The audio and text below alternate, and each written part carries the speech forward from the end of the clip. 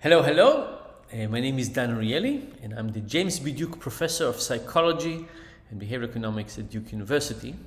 And today I want to talk about behavioral economics, something I know about, physicians, I know less about, and paternalism.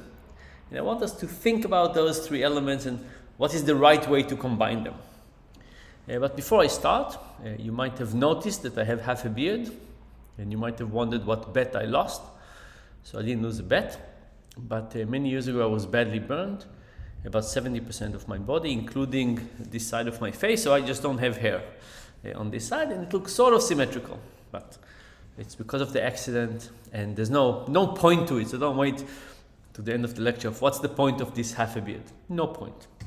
Okay, so let's talk about behavioral economics, physicians, paternalism.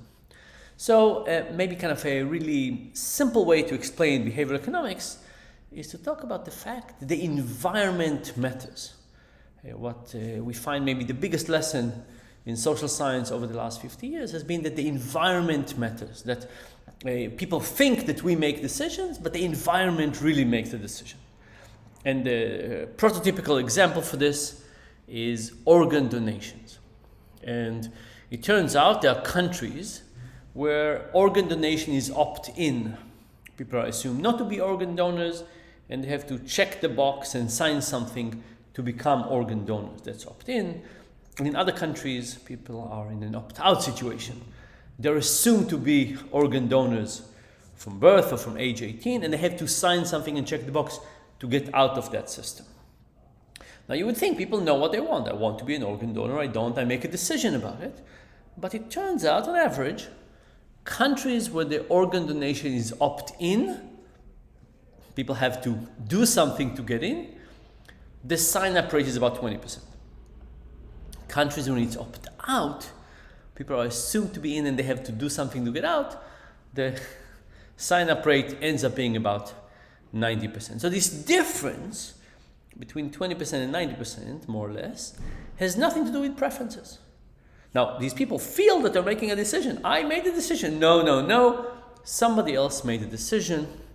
The person who designed the form made most of the decision. Yes, some people have strong opinion and they switch it around. It's not 100% and zero, but a lot of the impact comes from choice architecture, comes from the design of the environment. Okay, so there's of course more to behavioral economics. It's not just that example. But if we take that as a starting point, we're saying the environment matters. There's choice architecture. The environment gets people to make a decision. It's not just about internal preferences. That's point number one. Now let's talk about physicians. Physicians have a few really interesting characteristics. The first one is they know what they're doing. If you're my physician, hopefully you learned something and you know much more than I do. Even if I Googled something, hopefully you know better. And it turns out there's a huge asymmetry of knowledge. Physicians know a lot, patients know very little. Some patients know a little less than little, but a little more than little, but they don't know a lot. The gap of knowledge is still very high. But interestingly, there's another component, and that component is called the curse of knowledge. And the interesting thing about the curse of knowledge is that it's about the fact that as people become experts, they have a hard time understanding their expertise, and they have the assumption that what they know is trivial. Why? I've been teaching and doing research in behavioral economics for many years. It looks quite natural to me now. Right? Every year, it seems more trivial. And what I need to do to get out of my perspective of somebody who's repeated that material for a long time and understand something deeply, I need to take on the perspective of somebody who never met that material. If I want to explain well, I need to get into the perspective of what does somebody who's never heard of about behavioral economics understand. So physicians not only know a lot, but as physicians get better and better, they get more and more of the curse of knowledge. They think that their knowledge is trivial. More and more trivial. Everybody should know it. Isn't it obvious? No, not so obvious at all, but it's very hard to understand for physicians. As you know, physicians sit with patients and they give them all this information, and the patient leaves the room, basically have no idea what was said, because they don't have the knowledge structure to hold everything in. So we said there's choice architecture, topic number one. Topic number two, knowledge, huge knowledge gap, and curse of knowledge, where physicians don't sufficiently appreciate that.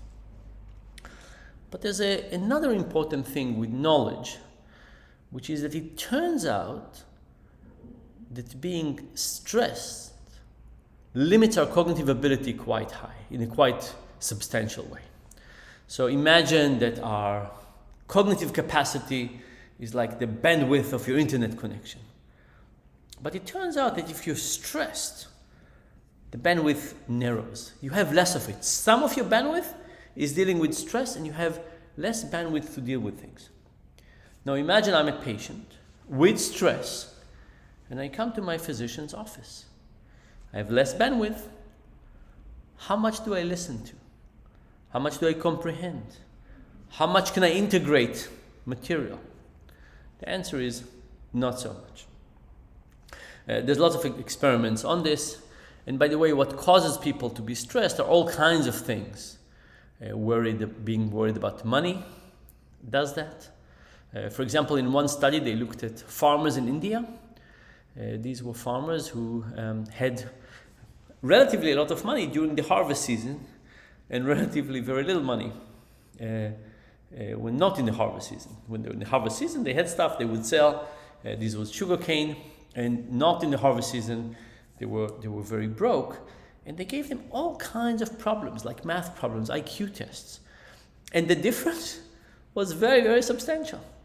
Because when you're stressed, in this case about money, part of your brain is dealing with, where is my next meal going to be? Will I be able to pay my bills? All kinds of things like that. So we say knowledge gap, curse of knowledge, plus when people are in stress situation, they have a lower cognitive capacity. So what does that mean? That means that in medicine, we do want to respect the patient. There's a general idea of saying, hey, patients are people. Let's take their advice as well. Let's listen to them. Let's do as much as we can in their favor. Is that really a good idea? Well, if you believe in choice architecture, what you have to ask yourself is, who do you want to set the choice architecture? Google? The random search that the patient did? The particular random person they met before they met you? Or do you want to be in control of the choice architecture? And of course, this is a rhetorical question. The right answer is that you should be the one controlling it, because otherwise it's just random. Think about opt-in and opt-out. There's no way not to have a default. There's going to be some default. Do we want it to be random, whatever the designer of the page wanted? Or do we want to control it? If you think you understand what's in general better for people, you want to be in control of the choice architecture. I want to be in control of people's savings accounts and shopping lists and so on. I can do it so that people eat healthily, and people can sleep better, and people can be less in stress. It's not that all default options are equally positive. We know that some of them are more positive, and it's better if we control the discussion, because we can maximize for the majority of people. Now, will we maximize for everybody? Of course not. For the majority, actually quite easy. And it also means that if we don't control the choice architecture, we're not really doing our job. Like if I go to different countries and I say opt in and opt out for organ donation, let's do it randomly. No, we know that people being organ donors is in general better for everybody. Let's set that as the default. So if you know something, it's your responsibility to set up the conversation, the discussion, the decision aid, whatever it is, in the way that you think is right. On top of that, you know more, much more. You don't appreciate how much you know. And there's a bandwidth challenges when people who are sick or having challenges, and you don't appreciate that sufficiently, which means that if you did, you would help a patient make decisions in a larger way. Basically, it's very easy to say, who am I? I'm the doctor. You make your decisions. Here's the papers. Here's the statistics. I'll describe it to you. Well, if the other side has a hard time understanding the data, hard time comprehending it, integrate it, and they're stressed, so the cognitive capacity is limited, that might not be a fair requirement. And again, what this means is that if you understand your patient situation, you will have to take more responsibility over that. And the last thing I want to tell you about is maybe the saddest study in social science I know about. This study was done on parents who gave birth to a very, very sick child. And the question was, do we keep this child connected to some life-supporting machine, or do we disconnect them? And different countries have different approaches. In the US, the physicians have respect for parents, let's call it. And they say to parents, who are we to make the decision for you? Here's the data, here's the statistic. You go ahead, you have to live with that decision, you make it. In France, physicians are more paternalistic. And they say, we think you should do A, or we think you should do B. Now guess in which country are parents happier or less miserable, right? It's a tragic event. When you give birth to a sick child, life is going to be tough no matter what you choose. But in which country are parents on average not as miserable? It turns out in France. Why? Because in the US, parents wake up, and no matter what they chose, they ask themselves, did I make the right decision? If they decided to disconnect the child, they wake up and say, did I make the right decision? If they kept the child alive and they live now with a very sick child, they ask themselves, did I make the right decision? Parents in France have somebody else to blame. They don't have what we call the burden of choice. It turns out that when we think about decisions, we often think about what's a better decision. But there's a real cost, a real emotional cost to making tough decisions. And that also suggests that maybe physicians, one of their function is to become scapegoats, because the moral decision of some of those things is just not something people should bear. So let's kind of try and tie it together and talk about paternalism. In general, like everybody, I want people to have freedom of choice. It's great, all else being equal, it's great if people make their own choices. However, when the decisions are big, when the opportunities for mistakes are very large, when people don't have an opportunity to learn from experience, if somebody doesn't save enough for retirement and they get to age 60, they can't say, oops, made a mistake, let me start again. There's no way back. If you buy fish or chicken, go ahead, figure out for yourself. But for big, complex decisions, when the chances of making a mistake is large, and when there's no way to learn over time, then the responsibility of the people giving the advice is higher. And what it means, and of course on top of that we have the burden of choice. So not only is it important to help people make better decisions, but it's also important to take some of the emotional burden out of that. Now the question is, how do you help people make better decisions? And the answer for this is linked to choice architecture again.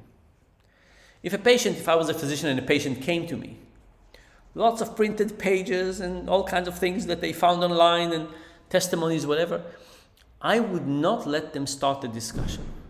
Why? Because I would want to control the discussion and I would want to control the choice architecture.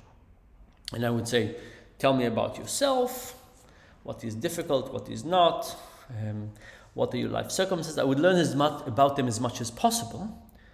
Then I would figure out what is my recommendation, and then I would see it as a starting place, as the default. I would say, I think that the best decision for you is X. Unless we decide something else different today, This is what we're going to go with. I'm writing here an order, prescription, whatever, for X. Let's put it aside, and now let's talk about other things. And now I've set the starting point for the discussion based on my best possible advice. And now if somebody wants to add more information or have a discussion, that could be wonderful, and maybe we'll change our mind. But at least we've set the discussion in the right way, taking responsibility, all your knowledge, and so on. Of course, there's much more to say about behavioral economics, there's much more to say about physician making decisions, and paternalism. It's a tough situation to be in. Morally, it takes time as well.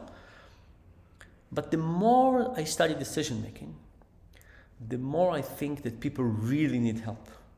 And, people don't need help in their little decisions, like which coffee to buy. But as we get to bigger and bigger decisions, it's more and more complex, more and more difficult. People don't know what to do. There's the burden of choice, and therefore professionals don't just need to give advice, they need to really help making decisions, including saying what the right decision is. So there's much more to say about this, but I hope it will get the discussion started on this question of behavioral economics, behavioral change, physicians, and paternalism.